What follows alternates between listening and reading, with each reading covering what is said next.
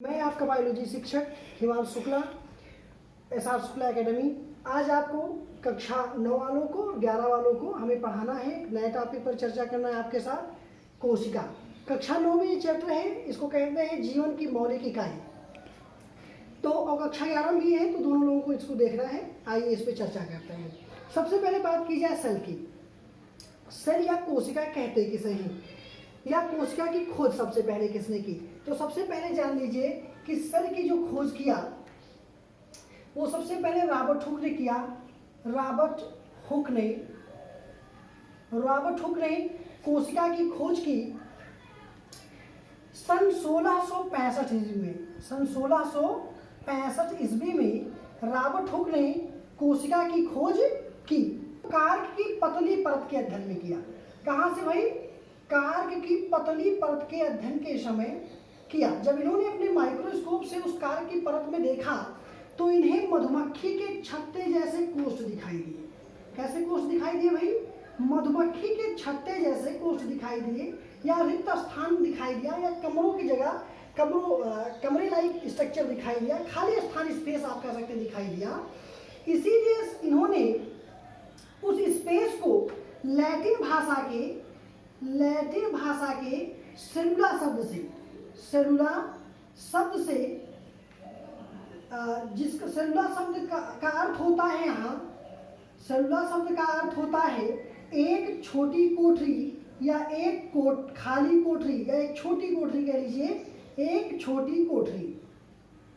अब चूंकि ये कोठरी लाइक दिख रहा था, इसीलिए इन्होंने इस सेलुला शब्द से इस सेल का सेल कह दिया कि ये क्या है, स्पेस लाइक जो स्ट्रक्चर दिख रहा है इसको हम क्या कहेंगे?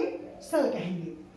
तो फिर से सुन लीजिए, सेल शब्द या सेल की खोज सन 1665 ईस्वी में रॉबर्ट हुक ने किया। कहाँ से किया? तो कार्क की पतली परत से।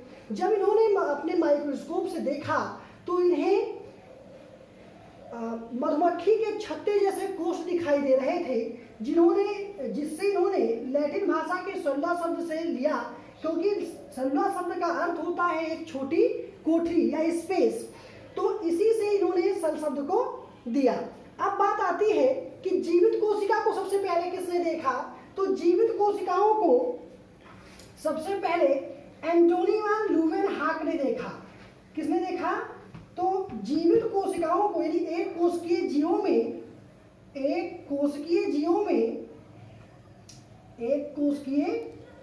में सबसे पहले जो सेल को देखा, जीवित कोशिका को देखा, वो एंटोनी वान ल्यूवेनहॉक ने देखा। एंटोनी वान ल्यूवेनहॉक ने सबसे पहले जीवित कोशिकाओं का ल्यूवेनहॉक ने देखा। अब बात आती है, ये तो हो गया खोज किसने किया, देखा किसने भाई। अब बात आती है कि कोशिका कहेंगे किसे? जैसे सेल है तो सेल कहते किसे हैं? अगर डायरेक्टली इसकी परिभाषा की बात की जाए तो cell is the structural functional unit of the living organism.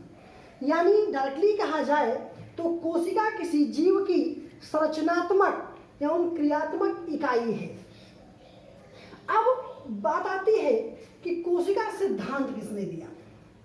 चूंकि अब तो परिभाषा हो गया, खोज किसने किया हो गया, तो अब कोशिका सिद्धांत किसने दिया? कोशिका सिद्धांत या सेल प्रिंसिपल्स, तो दो साइंटिस्टों ने उसको दिया, स्लाइडेन तथा स्वान ने कोशिका सिद्धांत का प्रतिपादन किया। इनके अनुसार सभी कोशिकाएं अपनी ही पूर्ववर्ती कोशिकाओं से मिलकर बनी होती हैं। दूसरा क्या था कि जो कोशिकाएं होती हैं ये किसी जीव की संरचनात्मक तथा क्रियात्मक इकाई होती हैं। तीसरा कि जो कोशिका, सभी जीवों का शरीर एक या अनेक कोशिकाओं से मिलकर बना होता है। तो ये तीन इन्होंने अपने सिद्धांत में कहा, 3 पॉइंटें दिया। फिर से सुन लीजिए कि सभी जीव एक या अनेक कोशिकाओं से मिलकर बने होते हैं। दूसरा, कोशिका किसी जीव की संरचनात्मक तथा क्रियात्मक इकाई है। और तीसरा है कि सभी कोशिकाएं अपनी ही पूर्ववर्ती कोशिकाओं से मिलकर बनी होती हैं। इसके बाद अगर बात किया जाए तो ये तो हो गया कोशिका सिद्धांत। अब कोशिका से संबंधित कुछ सामान्य क्वेश्चन, जैसे चूंकि रॉबर्ट हुक ने कोशिका की खोज की तो पूछा जा सकता है कभी कभी, या कोई पूछता है कि रॉबर्ट हुक की किताब का क्या नाम था, उस बुक का क्या नाम था जिसमें उन्होंने कोशिका का वर्णन किया। तो रॉबर्ट हुक की किताब का जो नाम था वो था माइक्रोग्राफिया।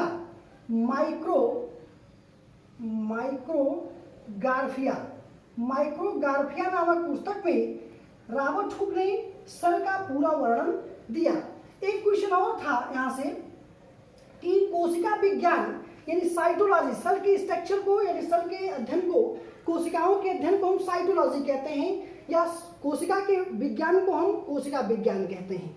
तो पूछा था कोशिका विज्ञान का पिता कौन है, यानी फादर ऑफ साइटोलॉजी कौन है, तो भी आप कहेंगे रॉबर्ट हुक। रॉबर्ट हुक को कोशिका विज्ञान का पिता कहा जाता है। इसके बाद अगर बात करें कि सबसे छोटी या सबसे बड़ी या सबसे लंबी कोशिका कौन सी होती है, तो अब सबसे छोटी कोशिका की बात की जाए तो सबसे छोटी जो कोशिका होती है, सबसे छोटी कोशिका जो होती है उसे माइक्रोप्लाज्मा या PPLO कहते हैं। सबसे छोटी जो कोशिका होती है उसे क्या कहते हैं, माइक्रोप्लाज्मा या PPLO। इसका फुल फॉर्म अगर आप मुझसे पूछेंगे तो प्लूरोपिनोमिया लाइक ऑर्गेनिज्म, या वैसे कहते हैं माइक्रोप्लाज्मा। ये सबसे छोटी हो गई। और यदि आप मुझसे सबसे बड़ी पूछें कि सबसे बड़ी कोशिका कौन सी है, सबसे बड़ी कोशिका, तो जो सबसे बड़ी कोशिका है वो आर्चिस्ट के अंडे होते हैं, यानी शुतुरमुर्ग का अंडा है। शुतुरमुर्ग का अंडा होता है। तो सबसे बड़ा जो होता है कोशिका वो शुतुरमुर्ग का अंडा, सबसे छोटी जो होती है वो PPLO यानी माइक्रोप्लाज्मा, और सबसे जो लंबी कोशिका होती है, जो सबसे लंबी कोशिका की बात की जाए तो एक तंत्रिका कोशिका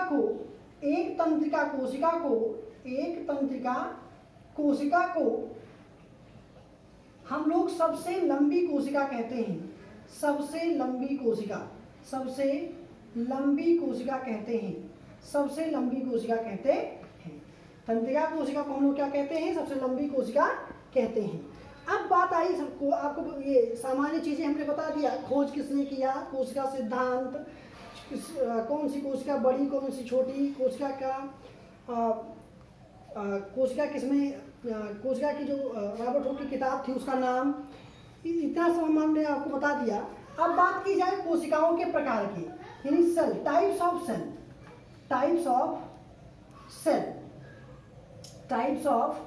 सेल यानी कोशिका के प्रकार।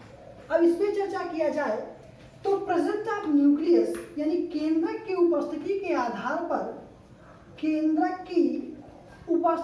आधार पर कोशिकाएं दो प्रकार की होती हैं।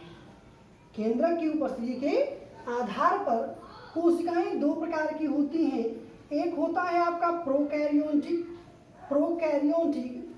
एक होता है आपका, दूसरा है आपका यूकैरियोटिक। ये आपका टाइप्स ऑफ सेल होता है। अब बात की जाए कि प्रोकैरियोटिक कोशिका कहते किसे हैं भाई, तो प्रोकैरियोटिक कोशिकाओं की परिभाषा देख लीजिए किसे कहते हैं। प्रोकैरियोटिक दो शब्दों से मिलकर बना होता है। प्रो मीन्स होता है प्रिमिटिव, PRIMITIVE, प्रिमिटिव, और इसकी हिंदी होती है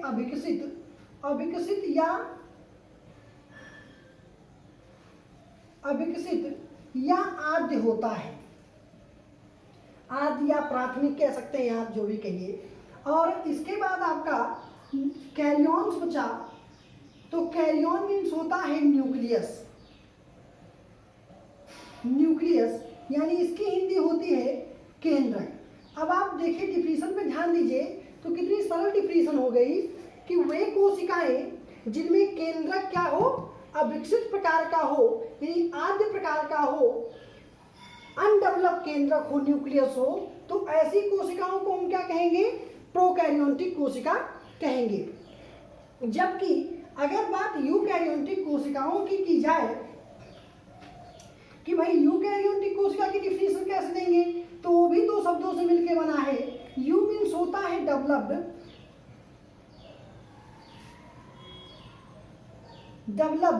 और कैरियन मीन्स वही चीज यानी न्यूक्लियस। कैरियन मीन्स होता है न्यूक्लियस, यानी डेवलप मीन्स विकसित और न्यूक्लियस मीन्स केंद्रक, यानी वे कोशिकाएं जिनमें केंद्रक की बार क्या है, विकसित है, तो ऐसी कोशिकाओं को हम क्या कहेंगे, यूकैरियोटिक कोशिका कहेंगे। अब टाइप्स ऑफ सेल हो गया, तो अब difference between eukaryotic and prokaryotic cells बता दिया जाए आपको। तो सबसे पहले प्रोकैरियोटिक्स और एक तरफ आप यूकैरियोटिक्स। अब सबसे पहले जो पहला होता है वो कोशिका द्रव्य होता है। क्या होता है भाई, कोशिका द्रव्य। अब जो कोशिका द्रव्य होता है वो प्रोकैरियोटिक कोशिकाओं में पूरी कोशिका में फैला रहता है। ये कोशिका द्रव्य प्रोकैरियोटिक कोशिकाओं में पूर्ण रूप से पूरी कोशिका में फैला रहता है, पूर्ण रूप से पूरी कोशिका में फैला रहता है। जबकि यूकैरियोटिक कोशिका में जो आपका कोशिका द्रव्य होता है वो केंद्रक एवं कोशिका कला के बीच होता है। कहाँ होता है भाई, केंद्रक व कोशिका कला के मध्य में स्थित रहता है। ये आप कोशिका कला के मध्य में, ये आपका पहला हो गया। फिर से सुनिए, मैंने कहा कि प्रोकैरियोटिक यूकैरियोटिक में आपको डिफरेंस बता रहा हूँ सेलों में। तो इसमें सबसे पहली बात आई कोशिका द्रव्य। कोशिका द्रव्य जो प्रोकैरियोटिक सेल होता है उसमें आपका पूर्ण रूप से पूरी कोशिका में फैला रहता है। क्या फैला रहता है, कोशिका द्रव्य यानी साइटोप्लाज्म। अब अगर यूकैरियोटिक की बात करें तो इसमें आपका साइटोप्लाज्म यानी कोशिका द्रव्य केंद्रक व कोशिका कला के बीच होता है। नंबर दूसरा बात करें तो इसमें विकसित कोशिकांग नहीं पाए जाते। इसमें क्या नहीं पाए जाते भाई, विकसित कोशिकांग जो होते हैं वो नहीं पाए जाते। जैसे क्या नहीं पाया जाता विकसित कोशिकांगों में, जैसे माइटोकॉन्ड्रिया आपका हो गया, माइटोकॉन्ड्रिया नहीं पाया जाता इसमें आपका राइबोसोम नहीं पाया जाता। राइबोसोम नहीं पाया जाता। 80 का लेकिन नहीं पाया जाता, 70 वाला पाया जाता है भाई इसमें। इस बात को ध्यान रखना है, माइटोकॉन्ड्रिया नहीं पाया जाता, राइबोसोम नहीं पाया जाता, लेकिन 80 वाला नहीं पाया जाता, जबकि 70 वाला पाया जाता है। इसमें आपको गाल्जी बॉडी नहीं पाई जाती, अंतःप्रद्वीजलिका नहीं पाया जाता। ये सभी कोशिकांग आपके नहीं पाए जाते। इसमें बात की जाए तो इसमें पूर्ण रूप से सभी कोशिकांग पाए जाते हैं, जैसे माइटोकॉन्ड्रिया, गाल्जी बॉडी, इंडोप्लाज्मिक रेटिकुलम, आपका राइबोसोम 70-80 दोनों का। इसके बाद आता है नंबर तीसरा, अगर हेरिडिटरी मटेरियल की बात करें यानी डीएनए की बात करें तो इसमें डीएनए जो होता है आपका, डीएनए का फुल फॉर्म मैं इसी समय बता दूं आपको, डीऑक्सी न्यूक्लिक एसिड। तो जो डीएनए आपका होता है ये प्रोकैरियोटिक कोशिकाओं में नहीं पाया जाता, इसके स्थान पर आरएनए पाया जाता है, राइबो न्यूक्लिक एसिड पाया जाता है। जबकि यूकैरियोटिक कोशिकाओं में आपका डीएनए भी पाया जाता है और आपका आरएनए भी पाया जाता है। तो ये आपका हो गया हेरिडिटरी मटेरियल। इसके बाद नंबर चौथे की बात करें, ये आपके 3 पॉइंट हो गए। अब नंबर चौथे की बात करें तो प्रोकैरियोटिक कोशिकाओं में जो होता है वो लैंगिक जनन अनुपस्थित अथवा कम विकसित होता है। यानी इसमें सेक्सुअल जो होता है, सेक्सुअल रिप्रोडक्शंस वो या तो प्रिमिटिव टाइप्स का होता है या तो एब्सेंट होता है। सेक्सुअल रिप्रोडक्शन जो होता है या तो प्रिमिटिव टाइप्स होता है या तो एब्सेंट होता है। बट यूकैरियोटिक कोशिकाओं में जो यूकैरियोटिक एनिमल्स होते हैं इनमें क्या होता है कि सेक्सुअल रिप्रोडक्शंस आर प्रेजेंट होता है। सेक्सुअल रिप्रोडक्शंस आर प्रेजेंट होता है। पांचवें पॉइंट की बात करें तो पांचवा पॉइंट है आपका कोशिका विभाजन इसमें नहीं होता है। कोशिका विभाजन यानी सेल डिवीजन इसमें नहीं होता है, जबकि इसमें कोशिका विभाजन होता है। यूकैरियोटिक में आपका कोशिका विभाजन होता है। ये हो गया पांचवा। छठवें की बात करें तो इसमें रिक्तिका अनुपस्थित होती है। रिक्तिका की अंग्रेजी होती है वैक्यूल्स यानी खाली स्थान, जो कोशिकाओं के बीच में खाली स्थान होते हैं वो प्रोकैरियोटिक कोशिकाओं में नहीं होते हैं, जबकि इसमें जो ये उपस्थित होती है रिक्तिका क्या होती है भाई आपकी उपस्थित होती है कहाँ, यूकैरियोटिक कोशिकाओं में। नंबर 7 की बात करें सातवां बात किया जाए तो इसमें लाइसोसोम या इसको कहते हैं लयनकाय अनुपस्थित होता है। लयनकाय क्या होता है भाई, प्रोकैरियोटिक कोशिकाओं में अनुपस्थित होता है, जबकि लाइसोसोम आपका यूकैरियोटिक कोशिकाओं में प्रेजेंट होता है। अब एक पॉइंट और देख लीजिए, नंबर 8वां प्रकाश संश्लेषण जो होता है वो प्रोकैरियोटिक कोशिकाओं में क्रोमैटोफोर में होता है। क्रोमैटोफोर में होता है। क्या होता है, प्रकाश संश्लेषण। प्रोकैरियोटिक कोशिकाओं में प्रकाश संश्लेषण जो होता है वो क्रोमैटोफोर में होता है, जबकि यूकैरियोटिक कोशिकाओं में आपका जो क्रोमैटोफोर होता है, जो आपका यूकैरियोटिक कोशिकाओं में प्रकाश संश्लेषण जो होता है वो हरित लवक में होता है, क्लोरोप्लास्ट। अब डिफरेंस बिटवीन हो गया प्रोकैरियोटिक एंड यूकैरियोटिक। अब हमको पढ़ना है टाइप्स ऑफ, हम सेल पढ़ लिए, टाइप्स ऑफ सेल पढ़ लिया हमने। अब हमको दूसरा टॉपिक पढ़ना है। हमने दूसरा टॉपिक पढ़ा difference of between prokaryotic and eukaryotic cells पढ़ लिया। तीसरा टॉपिक हमें पढ़ना है टाइप्स, या हमें क्या पढ़ना है, तीसरा हमको पढ़ना है पार्ट ऑफ सेल। क्या पढ़ना है भाई, पार्ट ऑफ सेल, यानी हमारा कोशिका किससे किससे मिलकर बना होता है। आशा करता हूँ जो आज हमने बताया है वो आपको समझ में आया होगा। नेक्स्ट वीडियो में हम आपको समझाने की कोशिश करेंगे पार्ट ऑफ सेल। अगर कहीं आपको समझ ना आया हो तो कमेंट बॉक्स में कमेंट करके हमें बताएं। धन्यवाद।